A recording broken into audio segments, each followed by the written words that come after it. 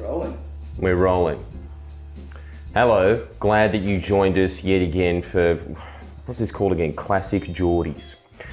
Today, my guest is a very interesting man. His name is John Menadue, and he's done a lot of things in his life. Good things. I should probably just make that the proviso. But look, the first thing that I'm very interested about is you were a staffer for Gough Whitlam. Yep, I joined Gough in 1960 when he was deputy leader of the opposition. Yeah? And there was 7 years in the wilderness working for Gough. But very exciting years. It was like being chained to a powerhouse working with Gough. Never boring, always exciting. Yeah? He did things I wish he wouldn't or couldn't do, but it was exciting, and it went on, of course, to... What do you mean things you wish he wouldn't do? He wasn't a good politician, I didn't think. He had the great policy ideas, but in terms of working the machine, the political machine, the Labor Party, which was antiquated and decrepit, he wasn't good at that. And he was almost expelled from the party. He was very narrowly survived on issue of state aid to independent Catholic schools. But he got into that trouble because he wasn't a good politician. He was helped in the end by people like Mick Young, who was a great politician. And that was a good combination, those two, Mick and Gough. But he wasn't a great politician, but wonderful with policy, ideas, and he had the general approach, crash through or crash. Yeah. He didn't negotiate he saw them as fools. I remember once when he was, after the Darwin earthquake, cyclone rather, he came back to Sydney for the cabinet meetings to set up the reconstruction of Darwin, but he was determined he was going to resume his trip to Europe. He loved travel, loved Europe, loved Greece and Rome. But I went down. Everyone tried to persuade him just to stay in the country, and I went down and said my piece in my grey flannel suit. Gough, just stay in Australia. Don't go back. Don't go on your overseas trip again. And he said, comrade, if I'm going to put up with these fuckwits in the Labor Party, I've got to have my trips. And it was a fairly honest view. I thought at the time. Well, yeah, you can say that, yeah. I thought how bloody self-indulgent that was. But looking back, I think he was dead right. And that was the beginning of your career. Sorry, he might be a bad politician, but I'm a bad interviewer. This is the editor for Pearls and Irritations. Is that what you call yourself, the editor? Yep. Publisher, better. Publisher and editor. More boss, yeah. Yeah. Yes, Pearls and Irritations, highly recommend that you read it. It's basically a newspaper at this point. You keep referring to it as a blog. You shouldn't shortchange yourself like that. Readership of 250,000 a month. Yep. That's not bad. No, we started about 7 or 8 years ago, my wife and I. I've been in the media and in politics with Gough and so on. So I was always interested in the media, putting out one's views. So we decided we'd put out what was then a blog, and it's grown remarkably. Yeah. It was sort of almost like a cottage industry. When we began, we did it all ourselves. I wrote the lot, but now we get a lot of contributors. We probably put out about 40, 50 articles a week, mainly analysis and opinion. And the growth is very encouraging. Subscribers are up about 30% in the last 2 or 3 months. And traffic is probably doubled, or more than that, doubled in the last 3 to 4 months. So, do you think this is to do with the Palace Papers? Yeah. Because you're breaking ground on that. I believe so. Yeah. The reason it's easy to break ground because the mainstream media, particularly led by the Australian, but the others, are captive of the existing, the government, and the line which they want to put out is that what Malcolm Fraser and John Kerr did in the dismissal was above board. the Queen was not involved. And a lot of the mainstream media just have copped that dishonest account of what happened in the dismissal. But from my examination of the papers, and I guess my earlier knowledge and intuition, was that the palace was intimately, directly involved in the dismissal. Their fingerprints are all over it.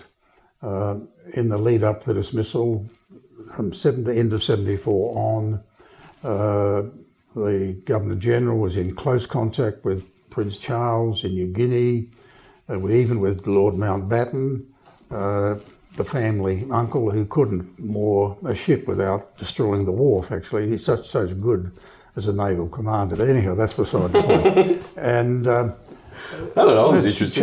Charteris was the principal private secretary to the Queen. He was intimately involved in all of it. And when it came to the point of close to dismissal, he gave John Kerr detailed information and precedents about the reserve powers of the Governor-General and how he could use them. The Queen cannot say she was not involved. Martin Charteris was her alter ego, and she must bear responsibility for it. They were very close. He was the favourite private secretary of the Queen, and he was the one who handled the details of the dismissal. And he was promoted from Martin Charteris to Sir Martin Charteris to Lord Charteris to Baron Charteris. You know, he got every reward in the book because he served the Queen loyally. And if he'd done a rogue operation, gone rogue on the dismissal, he wouldn't have got all that acclamation and recognition from the Queen. The Queen was clearly involved. She cannot say that Martin Charteris, her private secretary, was acting rogue, doing it on his own. She was responsible, and no one would say that the Queen's a dummy. She would have known what was happening, and she cannot avoid responsibility. But unfortunately, what role do you think she actually played, though?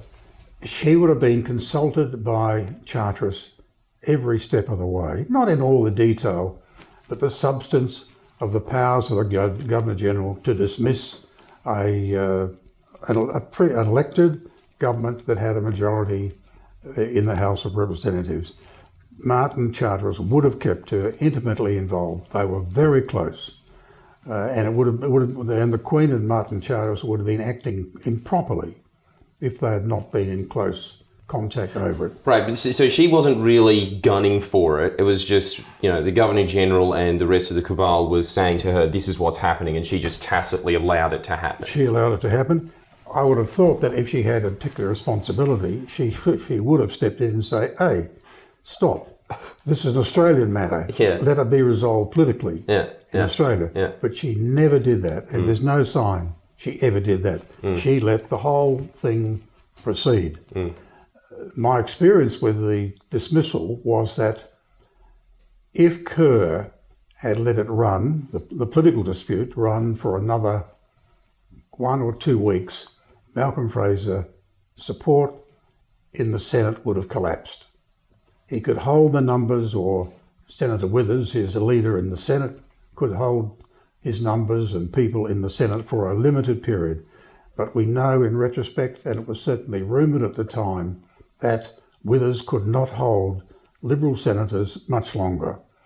So if the political dispute between Fraser and Whitlam had been allowed to continue, instead of being cut short by Kerr's intervention and sacking, Malcolm Fraser would have lost. And that probably would have been the end of Malcolm Fraser.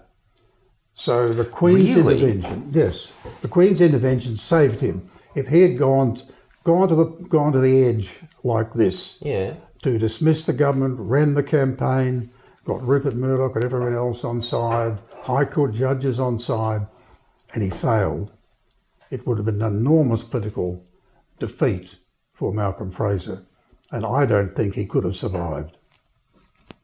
What would have happened then? Who would have taken over? Would the direction of the Liberal Party have changed? I would expect so. Bill Snedden had been the previous leader that he had overthrown. Yeah. I guess he would probably want to step up again. Do you think that the fortunes of the Liberals might have just changed, and the Labor Party might have just snatched another victory? Is that even possible, or it was too far gone, right? I don't think the Labor Party could have won the next election, whatever happened. Yeah. They were in a bad state. Yeah. They'd made a lot of mistakes. Although I think towards the end, they were improving. The last budget of Bill Hayden, who was Treasurer, was a much improved budget, and there were signs of pulling back, but of improving. But I think it had gone too far, and Labor would have lost regardless. But it wouldn't have been the rout that it turned out to be in December 1975. So, really, from your view, what you're saying is that the entire constitutional crisis was pretty much just triggered to keep Malcolm Fraser's job. I don't think that Kerr would have seen it that way, but he clearly was offended by what Gough had said and what Gough had done. He was a vain and very weak man, and easily persuaded by the Liberal lobby, the business community, Rupert Murdoch, High Court judges, that he should act. And I think he was a bit jealous of Gough as the Prime Minister. I think he was a bit of a frustrated politician himself. Have you met him? Yeah. In fact, I met him first when I was working for Rupert. Rupert used to have luncheon meetings with key people around Sydney, and John Kerr came along one day, and there was a general discussion about the law, politics, public issues in Australia. Interesting, afterwards, Rupert Murdoch said, "Gee, he'd be a very good editor of The Australian, wouldn't he?" Are you kidding? That was Rupert's view of John Kerr, and okay. This was what you were saying before. That's code word for saying he's a very pliant man. That's right. Right. Weak and vain. Yeah. And he was easily persuaded by the people around him, the media proprietors, the Liberal lobby, business interests, and of course Charterists and the Palace. Get rid of this upstart radical Australia. And Gough was a radical. He wanted to do so many things, and the powers the powerful interests coalesced, and Kerr delivered the coup de grace. Right. I know you're probably not going to be on board with this, but what do you think about the CIA being involved? I was Secretary of Prime Minister and Cabinet at the time, and I didn't see any direct evidence in the last play or two, if you like, on it. But Kerr was very much part of the Security Intelligence Club. At the end of the Second War, he worked for a research group under General Blamey out of North Sydney or Kirribilli on the future, what was happening in the Pacific. That was very much intelligence agency. He was a member of different fronts that were funded by the CIA, cultural freedom, for example.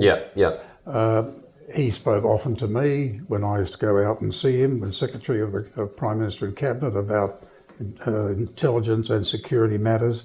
He was very interested in them. I know that he was concerned when Gough sacked the head of ASIS for not telling Gough that ASIS had an agent in Chile working together with the CIA in Chile. Gough was concerned about operations in East Timor by an intelligence agent that he wasn't told about, so he took action on that.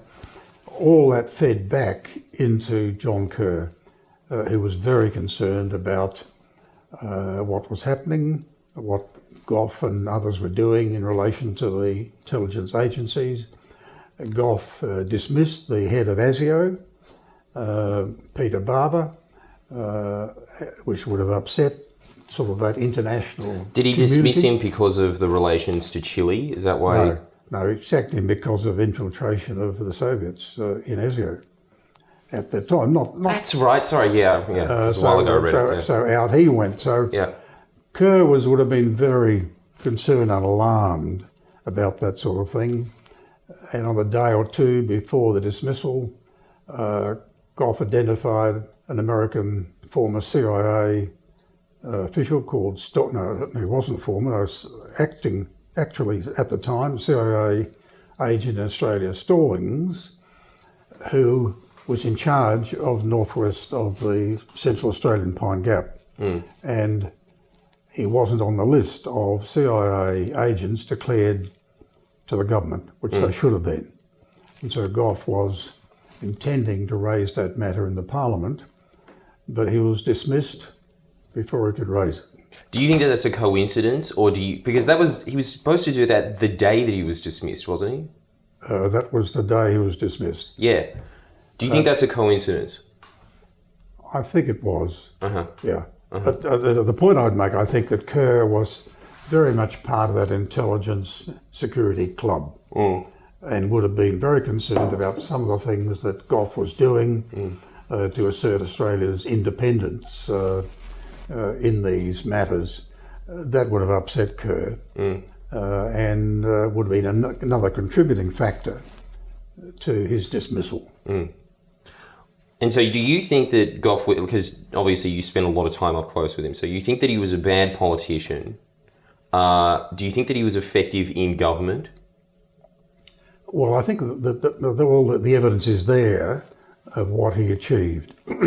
We have Medicare, which he set up. Started, yeah. And then Bill Hayden and others developed it in the first term of the Hawke government. But Gough started Medicare, and it's a great monument to him, even though it's being eroded every day by private health insurance. Gough established diplomatic relations with China at a time when that was unpopular. He was active on racial discrimination, ending the White Australia policy, although he never really put it to the test.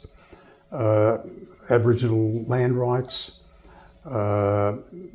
education, funding of education, free education for everyone, free tertiary education for everyone. And interesting, I still get many women, probably not quite as old as me or getting on that way, who said the one thing they appreciated about the Whitlam government was that provided free education for everyone. Because in poor working class families who could only only had enough money to send one child to university, it was invariably the son in those days. And sisters and daughters didn't have that opportunity.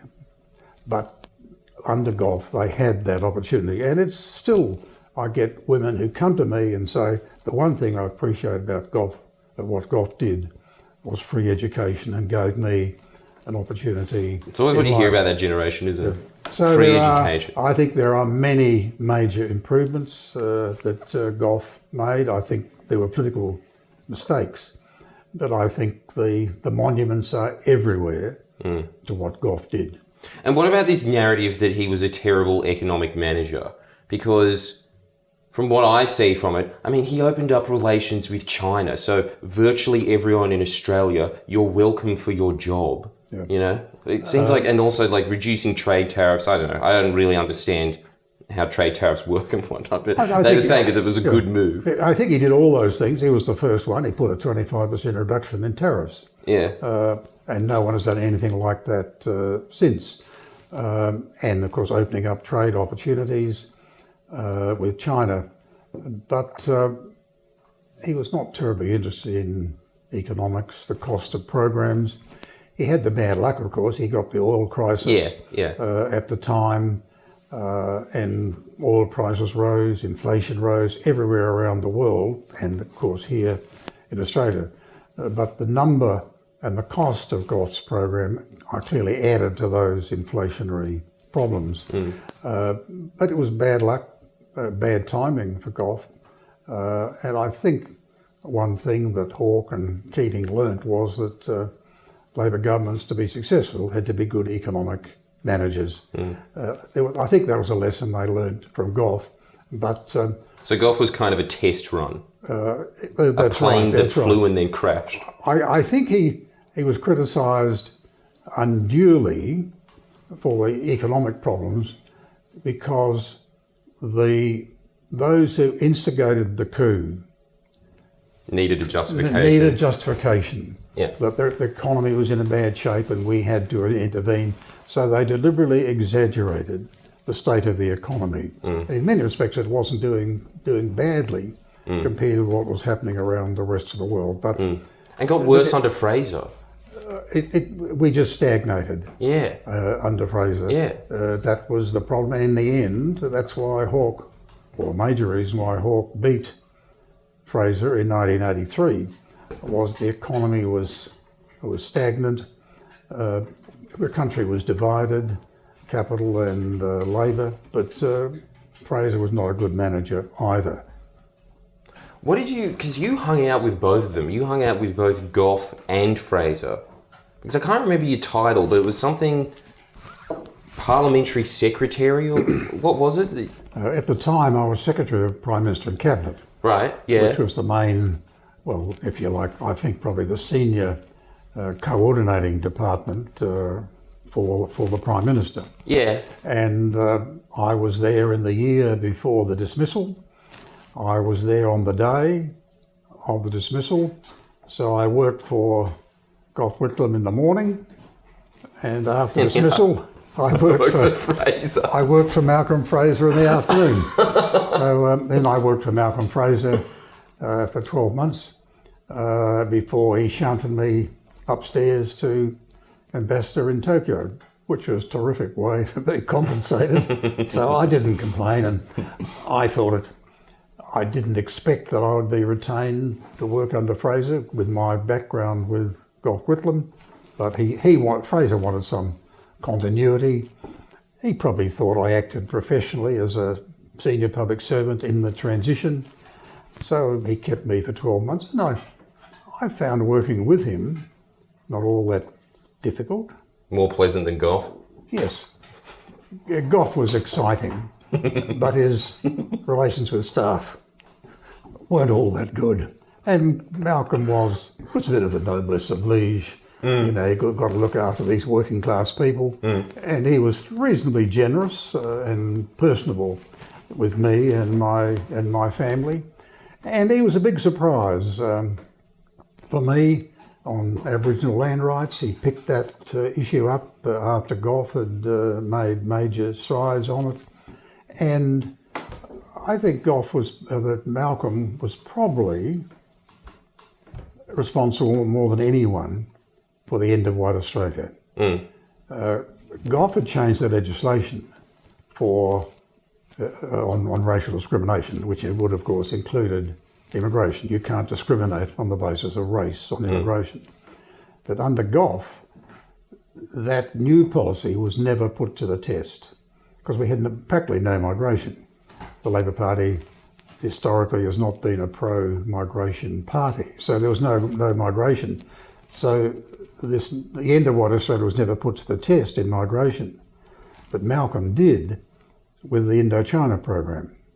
And we had, over a period, 250,000 Indochinese, together with family reunion and other things, coming to this country. And Australia handled it very well. You know, that's not to say that Pauline Hanson's and other country hicks don't object to Chinese, and the Chinese are copying it now for political reasons. But that 250,000 that came to Australia under Malcolm Fraser, and part of that time I was later Secretary of the Immigration Department. So it was a real pleasure working for Malcolm Fraser and effectively putting an end to White Australia. And he really deserves credit for doing that. Right. Despite the Liberal Party, who had so many reservations about it, and the Labor Party, for that matter, as well. I will, if I can just note this when we have time, go back to your views on China. basically to throw you in front of the bus so you can say my views and you can cop it, you know. But Okay. but Okay. I'll have a go. If I can't handle it, I'll tell you. but we could just move on to your time working for the Australian. What happened there? I was working in Canberra with Gough, and I got tired of it after 7 years. And so a good friend of mine, Eric Walsh, who was on the Mirror, part of the Murdoch organisation, who was close to Rupert, said that there's a young bloke there, John Menadue. He's interested in public issues, he's looking for a job, and Rupert, being interested in politics, said, okay, I'll put him on.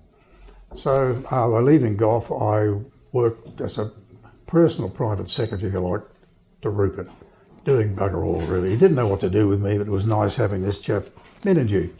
And after 3 months, he appointed me General Manager of the Australian, which was a fairly quick promotion. Yeah, I would say so. And they were exciting days. He was getting very nervous about and worried about the Conservative government, Billy McMahon, who was a bit of a dope, who was the Prime Minister, and he was moving away from the government. Was it just because Billy McMahon was a dope? Is that why he was moving away from supporting the Libs? That was one of the reasons, but the economy wasn't in good shape. You know, the Conservatives had been in power for 23 years, and I think there was a general view that it was time. Rupert always wants to be on the side of the winner, and he could see that Gough could be a winner. So he slowly got on board, and I was General Manager of the Australian, working with Adrian Deemer, who was a great editor, the Vietnam War period, and at that time the Australian was very much opposed to the Vietnam War, the prescription that went with it. So it was a good time to be with working for Rupert on the Australian. I admired him. This was a new person on the block, established the Australian national newspaper, open to new ideas, I thought. Maybe a bit pro-Labor, certainly more than others. So it was an exciting time. He went bad later, of course. He got into bad company when he went overseas. But is that what happened to him? Is that why he changed so much? I think that's what happened to him. He. What's bad company? Who did he get involved with? Maggie Thatcher and her hardline neoliberal policies, privatisation, bashing the unions. Then he went to America with Ronald Reagan, the same sort of story. So he progressively got, I think, into bad company. He broke up with Anna Tor, his second wife. He went on to 2 more after that. But she was a stabilising influence, and that broke down. So I think many contributing factors. But I think the important thing with Rupert, or I should mention, after managing the Australian, I then went on to manage the Daily Mirror, Sunday Mirror, Daily Telegraph, Sunday Telegraph in Sydney right up to the time of the 72 election. And then for about a year or so after that, I stayed with Rupert and then went on back to Gough.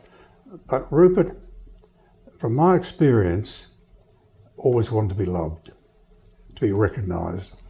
And I think in the early days, he wanted the recognition that his father, Keith Murdoch, had in Melbourne, the Melbourne Herald and the Melbourne Herald Group, and he didn't get it. Menzies wouldn't have a bar of him. The first politician that took him seriously was Jack McEwen, the leader of the Country Party, National Party at the time, and Arthur Call, who was the leader of the Labor Party. So he was wanting people to take him seriously, so he could be close to power. Then, of course, he not only got close to people with power, he exercised the power to help dismiss or elect particular governments. But he craved recognition, and that's what's driven him all the time. Part of that craving of recognition, one example of it, after the 72 election, he said to me, John, can you tee up with Gough to make me the Australian High Commissioner to London, UK? I was somewhat taken back. I thought, why would Rupert want to do that? But it was part of this, he wanted recognition. He was the dirty digger.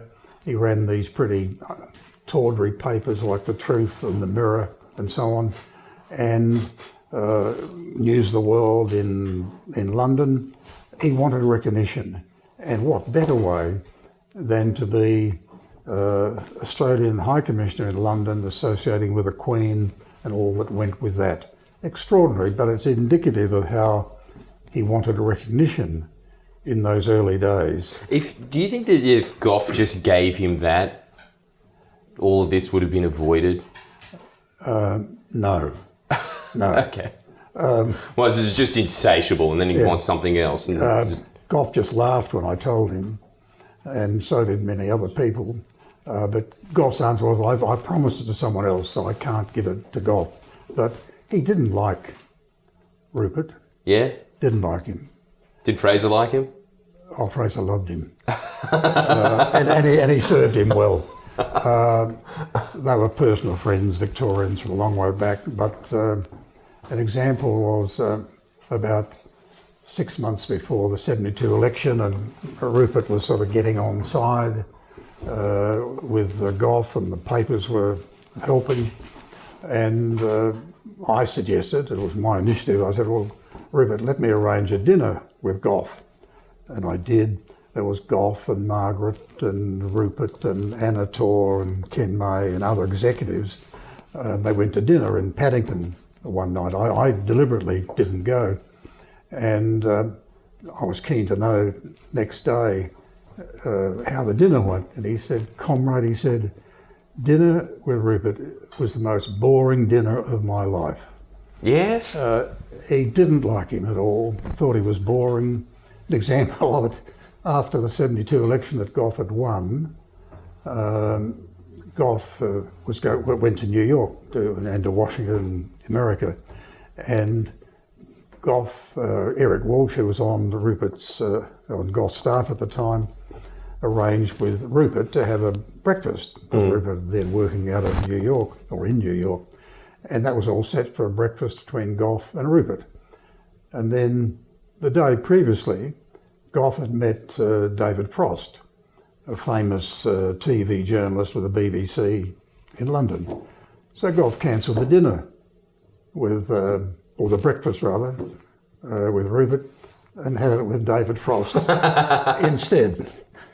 That was not a way to win friends and influence people, but it says something about what Gough thought about Rupert. Yeah, it does. And if he was here today, he would double it or triple it.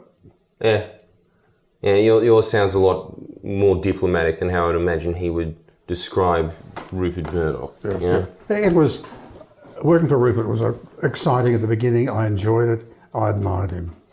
But it all changed. And not in your time?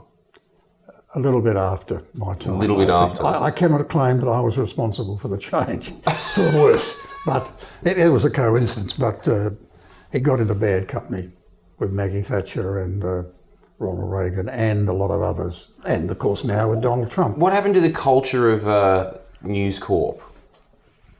Like, how was it different from when you were there to now?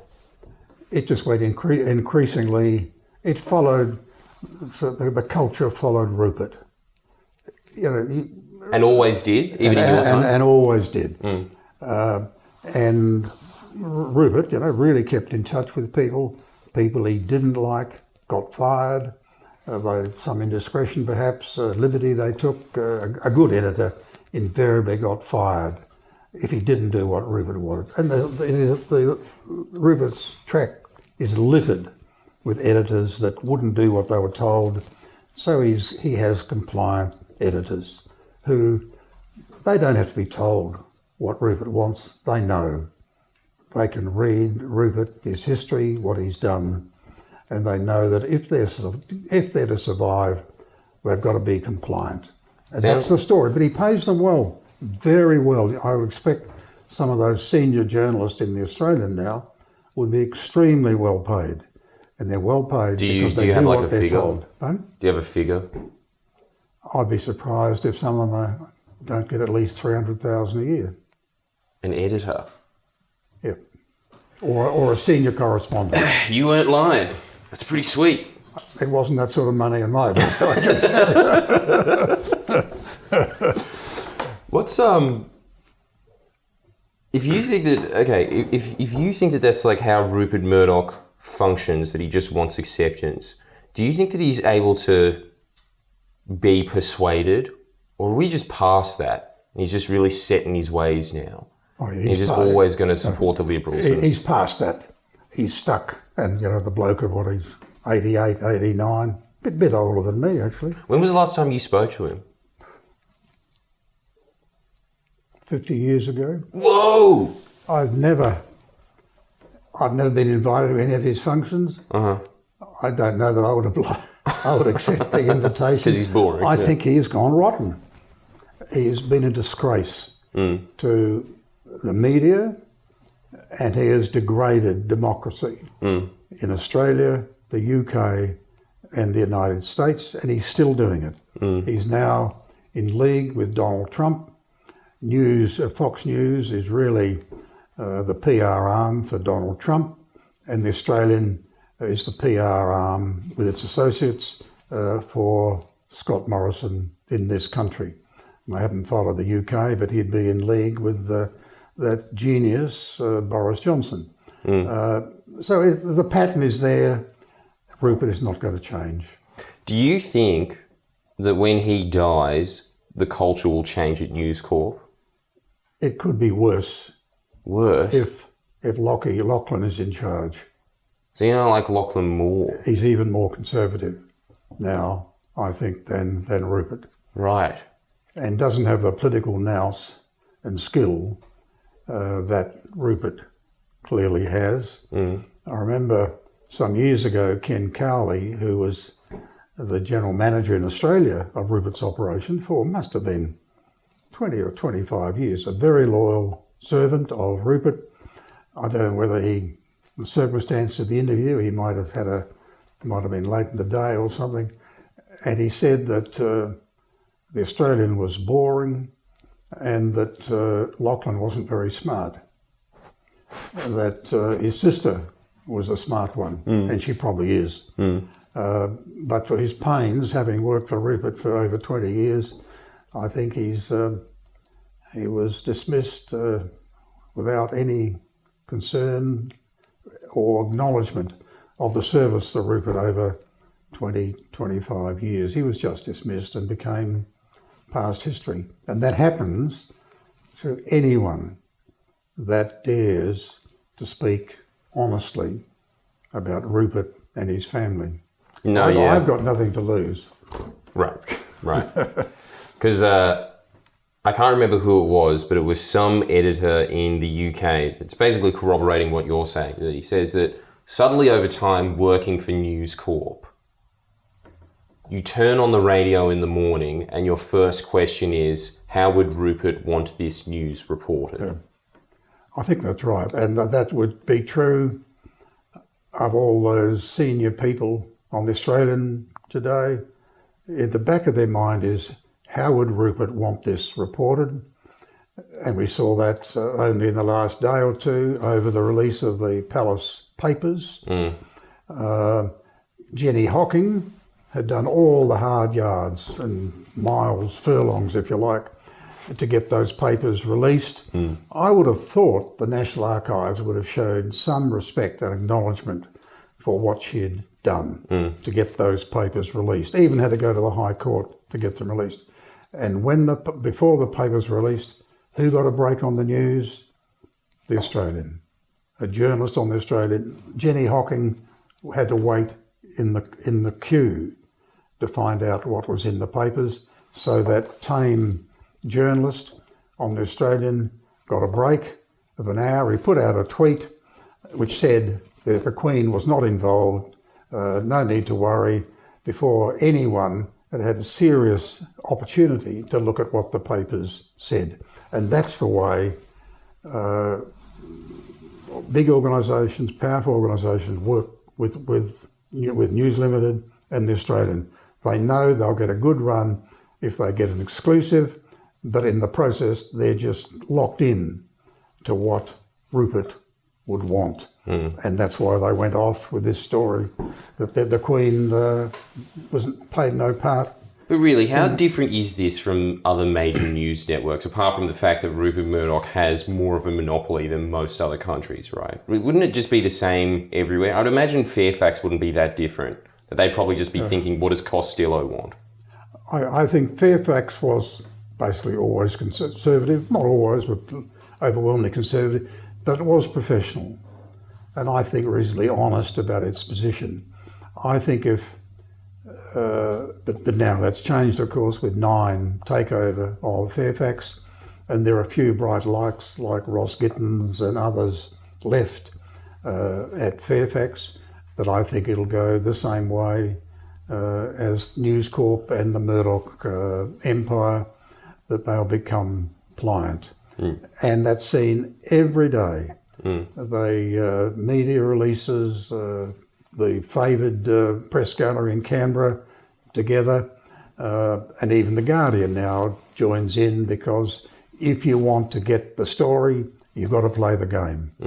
And the game is to tell the government story in a favourable way. And that's why so many people are just shat off with the media in this country, and why they turn to, to YouTube and other outlets, because they quite rightly just don't trust mainstream media in the country. The ABC is still the best hope of the side, but they've got real problems as well. Their budgets are cut. They're cutting off newsrooms. They're reducing coverage from overseas. They're in serious trouble, but they are still the best hope in the media today. I don't know, Mamma Mia Today. Sorry? Yeah, you don't know what it is. Anyway, the thing is, could you just give us a brief overview of Pearls and Irritations? What's your aim there? Because I think we're running out of time, but I just want to give you a shout out, because you do good work. The media's in my bloodstream, my DNA almost. Yeah. And with the P&I, it's about analysis and opinion. And I think with about 50 stories a week, we've got, I think, some of the best content in the country. But it's hard going. My wife and I used to run it on our own. We get some help now. We've raised a bit of money, but we don't pay any of our contributors. But I've got to find some alliances with independent media. I wouldn't go anywhere near the Australian or Nine, Fairfax, the mainstream media. But I think there's quite a lot of independent media growing up. The Conversation, Pearls and Irritations, Inside Story, Michael West, many others that I think are growing quite rapidly, because there is a vacuum. The mainstream media is not serving their purposes, and of course YouTube and others. And I hope that in the future it's possible to find some alliances whereby the independence is preserved, the content is preserved in an independent way, but there's some way in which the production costs, distribution costs, promotion costs can be shared, so that the independent media can be a viable alternative. Pearls and Irritations is small at the moment. I want it to grow. I'm 85. I probably won't have many years to build it into a big operation, but I'm looking for alliances with like-minded people that can be conducive and assist Australians to get a better choice in what they read and what they see in the media. It's shameful at the moment, and it's going to get worse. Well, it's noble, John, and I salute you for it. And I guess we're getting close to an hour, so we're just going to have to cut it. How much have we got? Oh, you've been going for 48 minutes. Oh, really? Yeah. Okay, well, if that's the case, tell me about China. About China. I first went to China with Gough in 1973 after he became Prime Minister. Yeah. And that opened up the relationship, and he was criticised at the time but then applauded. Conservatives always want to promote fear. Fear of China, fear of boat people, fear of communists and terrorists, and so it goes on. But China settled down because it was a business opportunity. But of course now China has grown to a very substantial economy and influence in the world. It is becoming and will become much stronger than the United States. The United States is in decline, and the United States, as a declining empire, finds that hard to accept. So it's finding every opportunity, Huawei, cyber espionage, trade disputes to curb China, criticising it over the islands in the South China Sea. Although America and Britain is doing even worse in Diego Garcia, where they've taken over an island with a population of about 5,000 about 20 years ago and told the local inhabitants to get out. That's what they did about 20 years ago in Diego Garcia, which is now an enormous military base in the Indian Ocean, which reaches into southern China and into the Middle East. But I guess the fundamental question we face now, given the trade, is China a threat? And if so, what is that threat? I think the history of China is that it is concerned about safety on its borders, with Vietnam historically, and they have a difficulty with the border, with Tibet, and with Korea, and Japan, of course, close by, and Japan invaded China. So they're very concerned about safety in their own region. China has never projected military power around the world like America does. For example, America's got 700 bases around the world. China doesn't really have any at all to speak of. It's got friends, it's building influence, but it hasn't got bases like that. Just imagine the hysteria in the United States if China was running its aircraft carriers along the Californian coast or in the Caribbean area. In fact, Grant, sorry, if we could just cut this out, could you just put over the top the military bases surrounding China that the US have? Because it's frightening. Yeah, but yeah, we'll leave that. So China has... okay, yeah, keep it in. China, there is no sign yet that China is interested in projecting its power beyond its safety on its own borders, including Tibet and things and those areas. Will that change now that China has growing power and building up its military? It may. But at the moment, there's not much sign of that compared with the United States. Which everyone always seems to excuse. I don't know if you're used to this to and fro online, but I'm constantly in the thick of this argument because I think just the propaganda is so strong against the Chinese and has been for, I don't know, the 50s or whatever, right? So it's just this long deprogramming that you have to get into with them. But yes, I'm talking about my audience. But the, just the fact that people always use this argument, but China in the future will start invading countries. Completely excusing the fact that, as you point out, the US have been responsible for, I think, 200 out of the 250 conflicts since World War II. That's them. I don't know how many China's responsible for. What, Tibet? What is there? The story, it's always at war. It's always at war. One war after another. You could count them in the 200s. Overthrow of governments, subverting governments, intervening. Its record is extraordinary, the way it's projected its power, and China has not done that, but it may as it builds up. But this is the whole point. It might. Yeah. But it doesn't have the history the US does. But there's nothing in its history that suggests that it will. Yeah, and isn't its empire just based off of trade, as opposed to what the US's empire is based off, which is just military conflict? I think the history in Australia is that Conservatives particularly, promote fear. Yeah. They promote fear of the yellow races. They promote fear of terrorists. They promote fear of boat people. They promote fear of now China. And I think Scott Morrison and his government decided that promotion of fear of China pays off politically. It's going to give a lot of economic damage in the process. Exactly. The other factor is that the government is putting all its effort in managing the relationship with China, and it has to manage that relationship. It's a growing power. And diplomacy is discounted.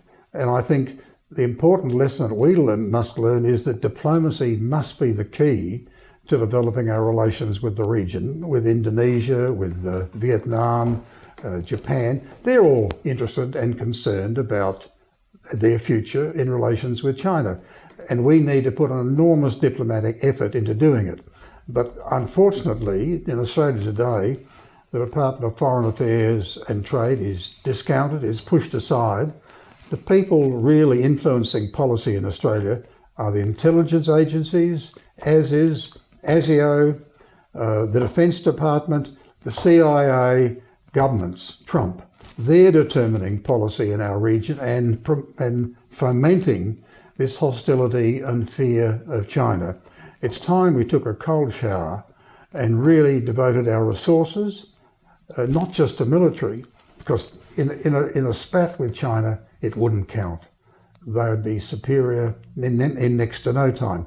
The only way we're likely to get involved in a war with China is if we're a proxy for the United States. If we're a proxy for the United States and the US gets into war in Taiwan, I'm certain they'd take out Pine Gap very, very quickly in the middle of Australia. So that association, we are being dragged into this hostility to China by the United States. And that's the great risk. The important thing we've got to do is to develop our diplomacy, build up the Department of Foreign Affairs, have the Foreign Minister who really does something that's got clout in the region, like Gareth Evans used to do in the region. We've got presently foreign ministers who are typical lightweights, and their department is discarded and pushed aside. And intelligence agencies and that cabal of defence, CIA, the military complex in the United States, they determine our policy towards China. And it's extraordinarily dangerous. And no wonder China is taking objection to what we're doing. The government could promote fear of boat people, and there wasn't much political downside. But if China's a bit of a different if they keep story. poking the dragon of China, there'll be a big downside. Yeah. And look, just in conclusion, just think about it. This is who's on the side of just like rational diplomacy with China, right? You've got John Menadue here, you've got Kevin Rudd, Paul Keating. Who's arcing up against China? Paul Murray. That's who you side with. Anyway, we're going to finish on that. And RV Yevity, the All-Stars. Thank you so much for your time, John. I appreciate it. And all the best to you. All the best to you. And all the best to Pearls and Irritations. Check them out. Bye, gang.